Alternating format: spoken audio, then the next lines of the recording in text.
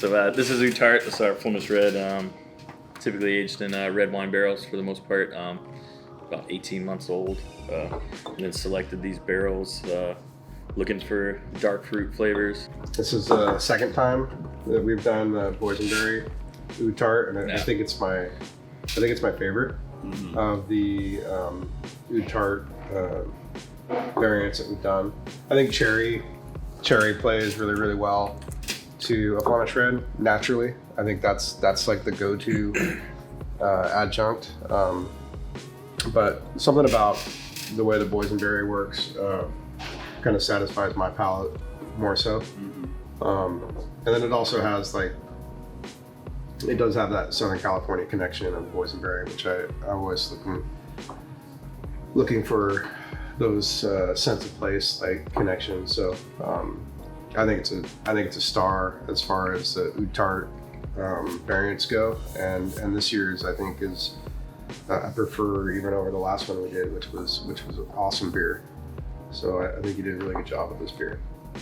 It's exceptional. Yeah. I think it hits all the marks, and you get the Oude Tart base. It's not covered by the fruit, and I think that is one thing that impresses me. When you get the fruit, you get the Oude Tart base, and then you get them together. It's all a at really once. good marriage. And that's what we're looking for a lot of times when we're looking to use fruit.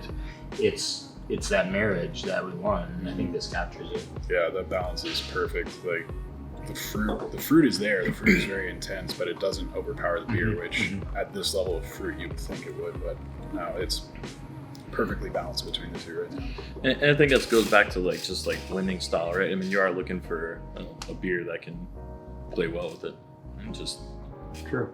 looking for the barrels that are gonna help do that. I mean, for me, this is one of those bottles that, for us as employees of the brewery, every once in a while we release a beer that I think, oh man, if I'm hanging out with friends and I want to share something that really highlights everything we do, this is going to be one of those. I'd love to share this, and it really, I think captures a lot of the legacy of the brewery, but also what we're doing now, and I don't know, that's how it speaks to me.